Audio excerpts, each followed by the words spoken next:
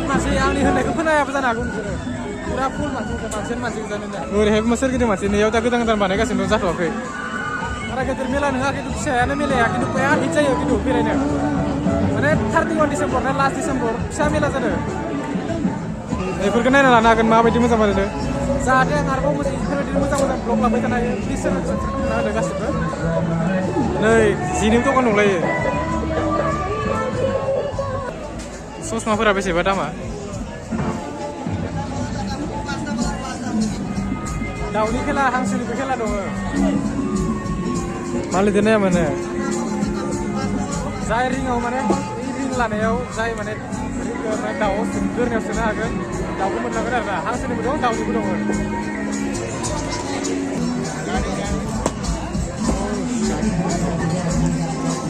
बलखौ गेले खेलाबो होदों माने जोंना लकेलाव जिबायदि खेला जायोना बेफोरबायदि खेलाखौनो होदो इयावबो लिअ एक्सप'नि गस्ला बेसे दामनिबा गोजां बोथोरनि ड्रेसबो मोनगोन मेलायाव माने फुल केपासिटि दंजोबखायो आरो ना जि गोदान नांगौ जि बायनो हागोन जानाय लोंनाय जि गाननाय जोमनाय गेलेनाय दाउनि खेला गिलास गेलेनाय खेला गासिबो दंजोबो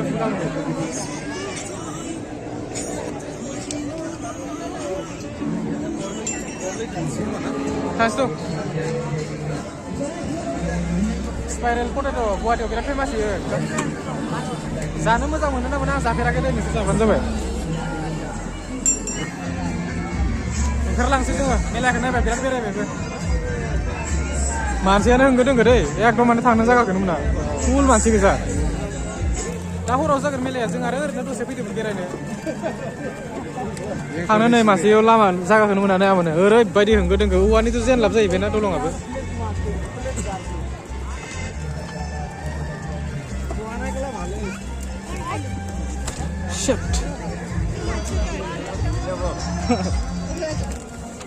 जायगाखौनो मोना ओरैबायदि मानसि बोरै थाबायनो आंनि आन्दाजाव मेलाया माने दासो जादों बायदि मोनदों ओमफ्राय जों आरो एसे थाबनो फैबायना ओमफ्राय हरबो जाबाय रुमावबो थांनांगौ गारि मोनगोन ना मोना मिथिया दाबो नायनो हागोन उनखिजा ओरैबायदि मानसि जाना दं ओंखारलांसै गेटआ ओरैनोमोन गाबोन सबनियाफोर आरो जुदि थायोबाथाय फैफिनबावगोन खनसे आरो गाइस नाय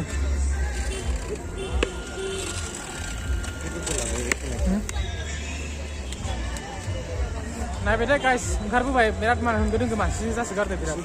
लंपेन्टआबो अबस्था गैला नै नाय बालाबारियाव बेराय ओमफ्राय मेलायाव फैबाय दसे बेरायनो गारियाबो बिराद खम जगा नायनोसै फेन्सि बाजाराव थांसै जोङो दा टाउनाव मानसिया दिनै पुरा स्रि स्राय गोजा माने मानसिफोरा पिकनिक जानो थांसावदों नालाय मानसियानो बिराद खमथार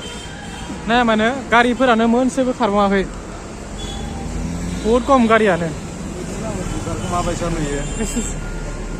बै नै मेला जाबाय थानायखौ नाय बेनिफ्राय माबायदि नुयो नैबे लामायाव गाखोनो थाखाय ना जोङो नै लिफआव गाखोनांगोन जों दा लिफआव गाखोनानै ओरैहाय बेरायनानै ओमफ्राय नैयाव फैफिनांगोन मा खालामनो उपाय गैया दा लिफआव नायनो हागोन ओइ ससे लामायाव थांनो थाखाय जोङो इमान गोजान गाखोनानै ओरैहाय बेरायनो थांबावलायनांसिगोन लिफआव गाखोनो मजा एसे बिराद हिट जायो गाइस थांनो थाखाय सिङाव गाखोनो थाखाय लिफआव गाखोनो फैनानै ओरैहाय बेरायनानै नै नाय ओमफ्राय माबायदि नुयो एकदम बिराद मोजां नै ससे लामायाव थांनो थाखाय नों बोजा गाखोनांगौ हरनि नुथाया बिराद मोजां जायो खिन्थु गुवाहाटियाव दिनै माने मानसिफोरा एसे खम लास्ट डिसेम्बर ना मानसिफोरा बिराद बेरायसावदों दा हरनिफ्रायथ' 2024 जासिगोन 12टानि उननिफ्राय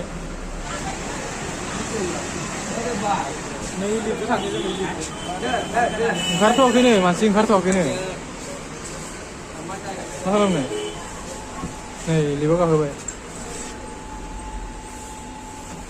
थांफैबाय बेयावनो थुना होदों बास मोनहैबाय बरिं गाइस मोनहैबाय जों मोनाखै जों थुलायनाङाखै सोरबा थुना होदो लिफ्टखौ फिथाइ सामथाइ नायनो हागोन नै फिथाइ सामथाइफोरा आंखौ बिराद गोथाव नुबायथ'